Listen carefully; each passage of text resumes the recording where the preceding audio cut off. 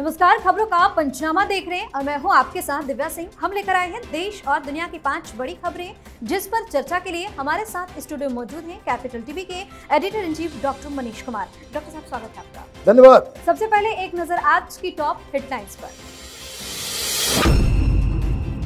वक्फ कानून को लेकर सुप्रीम कोर्ट के फैसले से विपक्ष को बड़ा झटका। कानून पर रोक लगाने से किया इनकार। 7 दिनों के लिए सरकार को दिया समय। मुर्शिदाबाद हिंसा को लेकर शुभेंदु अधिकारी ने कलकत्ता हाईकोर्ट में दायर की याचिका। एनआईए जांच कराने की मांग। जल्द ही पीड़ितों से मिलेंगे राज्यपाल सीवी आनंद बोस। जमीन घोटाले के मामले में रॉबर्ट वाड्रा की बड़ी मुश्किलें। तीसरे दिन भी ईडी ने पूछे कई तीखे सवाल। वाड्रा ने केंद्र सरकार पर लगाया सत्ता के दुरुपयोग का आरोप। पटना में आरजेडी दफ्तर में हुई महागठबंधन की बैठक। सीएम फेस और सीट शेयरिंग पर चर्चा। तेजस्वी ने प्रेस कॉन्फ्रेंस कर एनडीए पर साधा निशाना। आप नेता दुर्गेश पाठक के घर सीबीआई का छापा। विदेशी फंडिंग मामले में एक्शन तेज। सिसोदिया ने बताया बीजेपी की साजिश। बोले गुजरात चुनाव प्रभारी बनते ही रहे।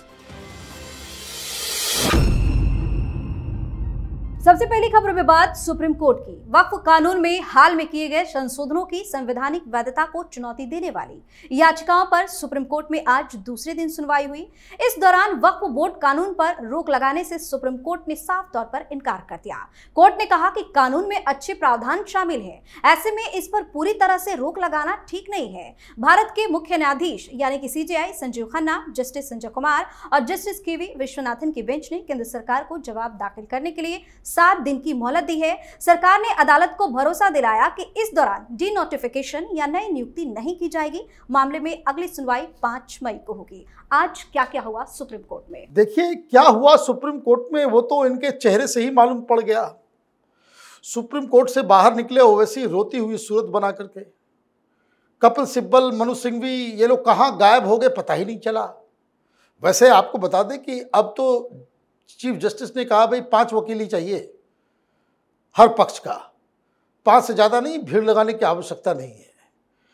तो मुस्लिम पक्ष हिंदुओं की जमीन, गांव के गांव मंदिरों की जमीन हड़पने की पैरवी करेंगे 5 वकील, और उनमें से 2, एक कपिल सिब्बल, दूसरे मनु सिंघवी, तीसरे सलमान खुर्शीद, चौथे राजीव धवन, ये सब कांग्रेसी, और एक मुस्लिम वकील हैं। ये घोषणा कर दी गई है। तो कहने का मतलब ये है कि जो हिंदू कांग्रेस पार्टी के साथ हैं वो किस लिए हैं, उनको अपने गिरेबान में झांकना चाहिए।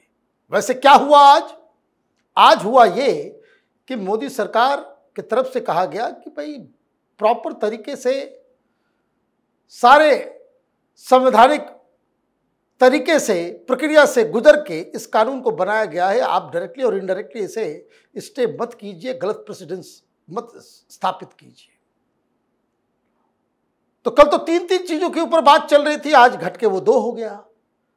2 में भी क्या हुआ, एक तो ऑलरेडी अमित शाह जी ने पहले ही कह दिया था पार्लियामेंट में बहस के दौरान कि किसी व्यक्ति को हटाया नहीं जाएगा, सारे लोग अपने अपने टर्म को पूरा करेंगे, इसलिए अपॉइंटमेंट का कोई सवाल ही नहीं उठता। इसलिए काउंसिल और वक्फ बोर्ड में कोई अपॉइंटमेंट नहीं होगा, ये बताने में कोई दिक्कत नहीं थी। दूसरी चीज ये कहा गया कोर्ट के द्वारा कि आप जो रजिस्टर्ड, गैजेटिफाइड, नोटिफाइड वक्फ है उसको डिनोटिफाई नहीं करेंगे, मतलब उनके ऊपर कोई कार्रवाई नहीं करेंगे जो ऑलरेडी रजिस्टर्ड है। 8.5 लाख के आसपास संख्या है वक्फ के प्रॉपर्टीज की, उसमें 4.5 लाख वो डी नोटिफाइड है, उसका कोई हिसाब किताब वक्फ बोर्ड के पास भी नहीं है। तो वो तो टारगेट पे है ही, और इसी चीज को तो ठीक करने के लिए ये नया कानून लाया गया था। तो इसका मतलब ये है कि हर तरफ से रिलीफ सरकार को मिली है, और ये वक्फ गैंग, ये मौलवी मौलानाओं का ये जो गैंग है, जो कानून को निरस्त करने के लिए सुप्रीम कोर्ट का दरवाजा खटखटा रहा था, उसे निराशा हाथ लगी है। जी। वहीं वक्फ कानून के खिलाफ बंगाल में प्रदर्शन जारी है। मुर्शिदाबाद में तो हिंसा भड़क उठी। वहीं मामले में कलकत्ता हाईकोर्ट में सुनवाई हुई, जिसमें पश्चिम बंगाल सरकार ने आश्वासन दिया कि हिंसाग्रस्त मुर्शिदाबाद जिले में स्थिति फिलहाल नियंत्रण में है। वहीं विपक्ष के नेता शुभेंदु अधिकारी ने कलकत्ता हाईकोर्ट में एक और याचिका दायर कर मांग की है कि हिंसा की जांच एनआईए को सौंप दी जाए। उन्होंने आरोप लगाया कि इस घटना में बांग्लादेशी तत्व शामिल थे और इससे राष्ट्रीय सुरक्षा को गंभीर खतरा है। वहीं बंगाल के राज्यपाल सीवी आनंद बोस जल्द ही हिंसा से प्रभावित पीड़ितों से मिलने की योजना बना रहे हैं। इन सब के बीच ममता बनर्जी ने कहा कि मैं मुर्शिदाबाद जाऊंगी। मुर्शिदाबाद में अशांति की जांच के लिए एसआईटी का गठन कर दिया गया है। राज्य सरकार पीड़ितों के लिए घर बनाएगी। ममता बनर्जी ने कहा कि वो राज्यपाल से अनुरोध करेंगी कि अभी मुर्शिदाबाद के दंगा प्रभावित इलाकों का दौरा वो करने से बचे। ऐसा क्यों चाहती हैं ममता बनर्जी? ममता बनर्जी अपनी राजनीति चमका रही है। आज उन्होंने प्रेस कॉन्फ्रेंस की। अब प्रेस कॉन्फ्रेंस में उन्होंने किसी ने पूछ दिया, मीडिया वाले थे, कि वहां पे इतना हिंसा हो रहा है, आप गई क्यों नहीं, आप ये काम क्यों नहीं किया? तो वो भड़क उठी, डांटने डपटने लग गई, उठ के भाग गई। उन्होंने कहा कि भाई ये बीजेपी का सवाल है, हमसे मत पूछो। तो भाई बीजेपी का सवाल तो अपनी जगह पे, लेकिन जो घटना घटी है उसके ऊपर आपको तो सुध लेनी चाहिए। आप मुर्शिदाबाद जाने के बजाय आप इमामों के जलसे में चली गई। वहां आप ये साबित करने लग गई कि आप उनसे भी ज्यादा बेहतर मुसलमान हैं। कब नमाज आप पढ़ती हैं, क्या करती हैं, नहीं करती है, ये सारी बातें आप वहां पे बोल दी।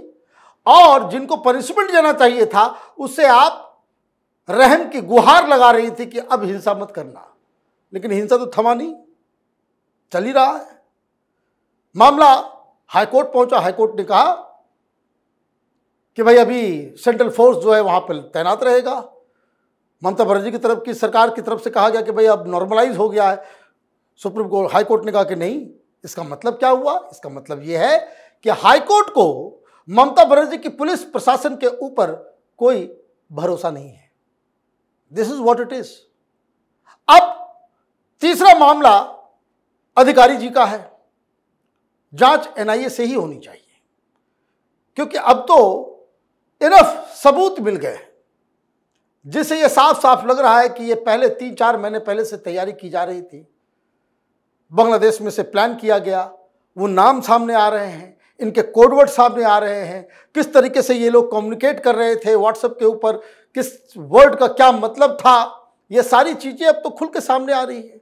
आईएसआई और एबीटी एक बांग्लादेश में एक आतंकी संगठन है, इन लोगों का रोल सामने आ रहा है।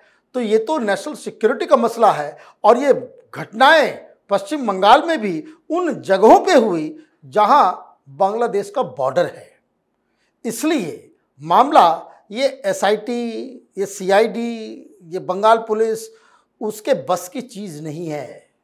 इसीलिए एनआईए की जांच की जो मांग हो रही है वो बहुत ही वैलिड है। अगली सुनवाई में इसके ऊपर हाईकोर्ट से फैसला आ जाएगा। जी, इस खबर में बात रॉबर्ट वाड्रा की। जमीन घोटाले के मामले में रॉबर्ट वाड्रा की मुश्किलें कम होने का नाम नहीं ले रही। ईडी ने लगातार तीसरे दिन उनसे पूछताछ की। दिल्ली स्थित ईडी कार्यालय में वाड्रा की पेशी आज फिर से हुई, जहां जांच एजेंसी ने उनसे जमीन सौदों और कथित मनी लॉन्ड्रिंग को लेकर कई तीखे सवाल पूछे। सूत्रों के मुताबिक ईडी के पास कुछ नए दस्तावेज और लेन देन के रिकॉर्ड भी मौजूद है, जिनके आधार पर सवालों की लिस्ट और लंबी हो गई है। रॉबर्ट वाड्रा ने अब तक सभी आरोपों से इनकार किया है, लेकिन जांच एजेंसी की नजरें अब उनके हर जवाब पर टिकी हुई है। इस बीच वाड्रा ने मीडिया से बातचीत करते हुए केंद्र सरकार पर सत्ता का दुरुपयोग करने का आरोप भी लगा दिया है। पूछताछ लगातार जारी है। आज तीसरा दिन था, आगे क्या होने वाला है? देखिए भाई, आपके जो पेमेंट डिटेल्स जो आ रहे हैं, जो जानकारी जो बताया जा रहा है कि आपके जो पेमेंट डिटेल्स हैं, वही तो उसी में बहुत केमिकल लोचा है। बचने की उम्मीद तो अब खत्म हो गई। कब गिरफ्तार हो जाएंगे जिया जी, ये कोई नहीं जानता, क्योंकि ईडी वापस जो इनको बुला करके लेकर के आई है, जो पूछताछ कर रही है, पुराने सवाल नहीं है, नए एविडेंसेस है, नए दस्तावेज है, नई जांच के मुताबिक। क्योंकि बहुत सारे लोग सवाल पूछते हैं ना, कांग्रेस के लोग ही सवाल पूछते हैं कि भाई वाड्रा के खिलाफ आपने ये सब कर दिया, कब चार्जशीट करोगे, कब जेल भेजोगे? तो मनोकामना पूरी कर रहे हैं ईडी वाले पूछताछ कर रहे हैं। और इनसे सारी, देखिए, एक ईडी और बाकी एजेंसी में फर्क समझ लीजिए। ईडी जो पूछताछ करती है जवाब लिखित में लेती है, वीडियो रिकॉर्डिंग होता है, और जो आप ईडी के सामने लिख के देते हैं वो पुलिस के सामने, सीबीआई के सामने आपने कोई चीज कबूल कर लिया, आप कोर्ट में जाकर के कह सकते हैं कि भाई हमने ऐसा बोला ही नहीं, या हमको बुलवाया गया, हमको दबाव में दिया गया। लेकिन ईडी का प्रोसीजर थोड़ा अलग है। ईडी के सामने जो आप जवाब देंगे वो बाकायदा लिखित में देंगे, वीडियो रिकॉर्डिंग होता है, और उसके बाद आपका सिग्नेचर उसके ऊपर होता है। इसलिए पूछताछ लंबी चलती है, 3-4 सवाल में ही शाम बीत जाता है। अब उसका जवाब आप देते रहिए। अब जो आपने जवाब दे दिया उससे आप मुकर नहीं सकते। आपका जवाब ही आपके खिलाफ एक एविडेंस की तरह इस्तेमाल होगा। और इसलिए जब फाइलें बनती है, जब कोर्ट में क्यों नहीं बेल मिल रहा था मनीष सिसोदिया, केजरीवाल, इन लोगों को, कारण यही है उसका। क्योंकि अगर आप जवाब नहीं दोगे तो जज साहब को लगेगा कि भाई ये तो झूठ, मैं तो कोई कॉपरेट ही नहीं कर रहा है। अगर इसको छोड़ देंगे तो बाहर चला जाएगा, तो ये तो इन्वेस्टिगेशन कभी हो ही नहीं पाएगा, अंदर रहेगा तो जवाब देगा। तो इसलिए custodial interrogation becomes very important. तो आज तो कोई दिखा नहीं प्रोटेस्ट करते हुए। कहाँ गया भाई नेशनल हेराल्ड में कि रोज जो है हम ईडी के दफ्तर को घेरेंगे, एक दिन में हवा निकल गई सब। ये हिंदुस्तान है। चोरों, बेईमानों, घोटालेबाजों के साथ हिंदुस्तान की जनता कभी खड़ी नहीं होती। जी। और अब बात महागठबंधन की मीटिंग की। बिहार में इस साल होने वाले विधानसभा चुनाव से पहले पटना में महागठबंधन की बैठक आज आयोजित की गई।